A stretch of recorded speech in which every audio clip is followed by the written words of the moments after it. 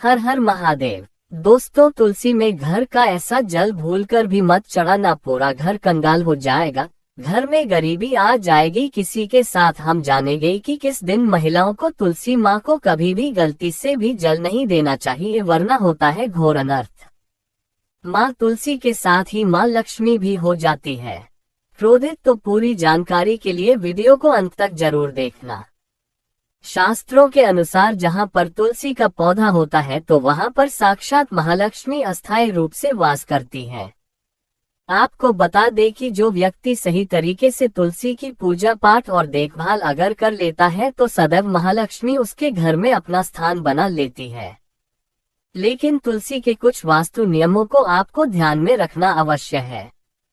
ऐसे में आइए उन वास्तु नियमों के बारे में जानते हैं। नंबर 1, नियमित तौर पर तुलसी के दर्शन करने और हाथ जोड़ने से व्यक्ति के सभी पाप खत्म हो जाते हैं। पैसे में उसके अंदर एक नई ऊर्जा का संचार होता है जो उसे कामयाब बनाती है। नंबर 2, शास्त्रों के अनुसार तुलसी माता अगर जिस व्यक्ति पर मेहरबान हो जाए तो उसे रंग से राजा बना देती है।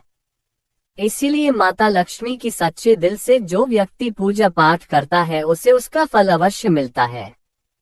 नंबर 3, तुलसी के पौधे में प्रतिदिन पूजा पाठ और शाम को दीपक जलाने से व्यक्ति की सभी इच्छाएं पूरी होती है। नंबर 4, यदि आपका कारोबार कम चलता है या पूरी तरह से ठप हो गया है तो ऐसे में आप परेशान ना हो। हर शुक्रवार के दिन तुलसी के पौधे में कच्चा दूध चढ़ाते रहे, आपकी परेशानी जल्द ही दूर हो जाएगी। तुलसी माता अपने भक्तों को कभी भी निराश नहीं करती। नंबर 5, जहां पर अस्थायी रूप से नियमित तौर पर तुलसी में दीपक जलता है तो भूलकर भी भूत प्रेत आत्मा उस घर में भटकती भी नहीं है, बल्कि जहां पर तुलसी का पौधा लगा होता है तो उस घर से नकारात्मक ऊर्जा कोसों दूर रहती है। नंबर 6, अगर आपके घर में पैसों की तंगी रहती है और घर की जमा पूंजी धीरे धीरे कम होती जा रही है तो ऐसे में आप तुरंत तुलसी का पौधा घर पर ले आए और नियमित रूप से उसकी पूजा करें और देखें तुलसी माता का चमत्कार। नंबर 7, 100 गुना फल की प्राप्ति के लिए विष्णु भगवान की पूजा में तुलसी के पत्तों का बहुत महत्व है। कहते हैं अगर आपके पास भगवान को चढ़ाने के लिए कोई भोग न हो तो केवल तुलसी का पत्ता चढ़ा दें, वह प्रसन्न हो जाती है। वैसे तो प्रत्येक देवी देवता की पूजा में तुलसी दल का उपयोग किया जाता है, लेकिन भगवान शंकर और गणेश की पूजा में तुलसी का उपयोग नहीं किया जाता।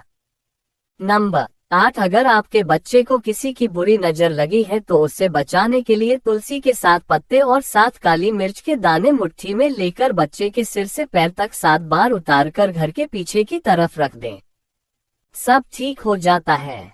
ये आपको क्लॉक डायरेक्शन में घुमाना है, यानी घड़ी की सुई की दिशा में उतारनी है। नंबर 9, परेशानी को जड़ से खत्म करने के लिए और बीमारी को दूर भगाने के लिए शाम होने से पहले 4-5 तुलसी के पत्ते तोड़कर तकिए के नीचे रखकर सो जाएं और सुबह होने के बाद कुछ पत्ते खा लें।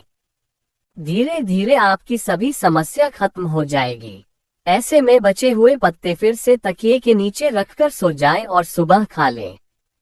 ये नियम अपनाएं और देखें चमत्कार। नंबर 10, ज्योतिष शास्त्र के अनुसार कहा जाता है कि तुलसी की माला पहनने से बुध और गुरु ग्रह बलवान हो जाते हैं। ज्योतिष के अनुसार कहा जाता है कि तुलसी की माला पहनने से सभी प्रकार के सुख मिलते हैं और कोई बुरी नजर कभी नहीं लगती। तुलसी की माला पहनने से पहले इसे गंगाजल और धूप दिखाना चाहिए। तुलसी की माला पहनने से पहले मंदिर में जाकर श्री हरि की पूजा करनी चाहिए। जो लोग तुलसी की माला पहनते हैं तो उन्हें प्याज और लहसुन और मांस मदिरा का सेवन छोड़ देना चाहिए। नंबर 11, यदि आपका हर कार्य सफल हो जाता है तो ऐसे में आप तुलसी के पौधों की जड़ को लेकर उसे गंगाजल से धो लें। इसके बाद ही इसकी ठीक तरह से पूजा करें और फिर पीले कपड़े में बांधकर रख दें। धीरे धीरे आपकी सभी समस्याओं का अंत हो जाएगा। नंबर 12, जो व्यक्ति तुलसी के पाउडर का इस्तेमाल करते हैं तो वो हमेशा भयंकर से भयंकर बीमारी से बचा रहता है, तो उसी का पाउडर कई अनेकों बीमारियों को जड़ से खत्म करता है। नंबर 13, जो व्यक्ति सच्चे दिल से तुलसी विवाह करवाता है तो सभी देवी देवताओं की कृपा उस पर बरसती है। तुलसी माता से देव उसके साथ रहती है और उसके हर बिगड़े कार्य को पूरा कर देती है। नंबर 14, तुलसी को कौन सी दिशा में रखें, आइए जानते हैं। वास्तु शास्त्र के अनुसार तुलसी का पौधा लगाने के लिए उत्तर दिशा या उत्तर पूर्व दिशा या फिर पूर्व दिशा का चुनाव करना चाहिए, सबसे उत्तम है। नंबर 15, तुलसी का पौधा कभी भी घर पर लाए तो बृहस्पतिवार के दिन ही लाए और सुबह के समय ही लगाएं, और ऐसे में गलती से भी तुलसी के नीचे ना ही शिवलिंग को रखें और ना ही गणेश की प्रतिमा को। इस बात का विशेष ध्यान रखें कि तुलसी पर कभी भी गंदा या अशुद्ध जल नहीं चढ़ाना चाहिए। हमेशा साफ शुद्ध जल का ही उपयोग करें। अगर जो पानी पीने के लायक ना हो तो ऐसे जल का उपयोग नहीं करें जिससे जल को आप पीने के लिए उपयोग कर सकते हैं। ऐसे जल से ही तुलसी को पानी देना चाहिए। इसके अलावा कुछ और बातों पर भी ध्यान देने की जरूरत है। अगर आपने घर की तुलसी छत पर रखी है तो निश्चित रूप से आपके घर की उत्तर दिशा में चींटियां निकलनी शुरू हो जाएंगी।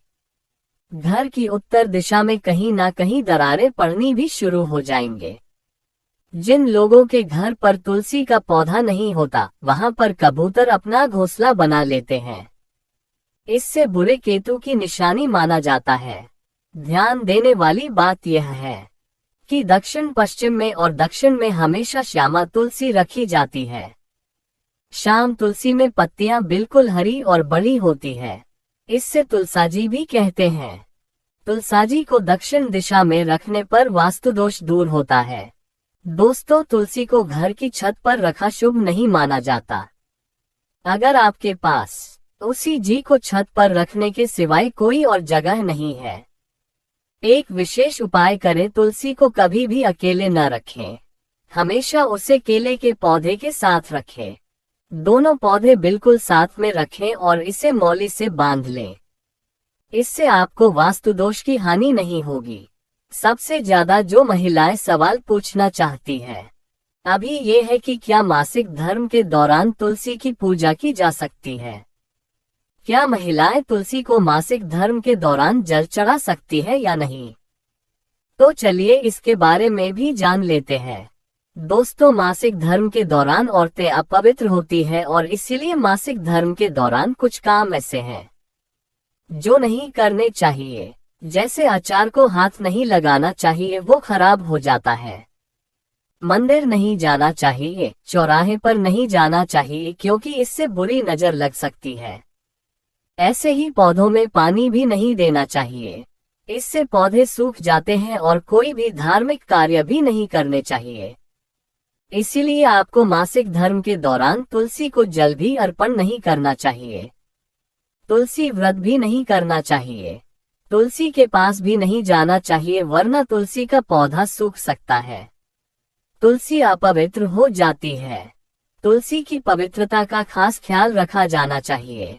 मासिक धर्म के दौरान चौथे दिन स्नान करने के बाद ही आपको कोई धार्मिक कार्य करना चाहिए। तो दोस्तों, आज के लिए इतना ही। उम्मीद करते हैं आपको हमारे द्वारा दी गई जानकारी पसंद आई होगी। अगर पसंद आई हो तो अपने दोस्तों, रिश्तेदारों के साथ शेयर अवश्य करें।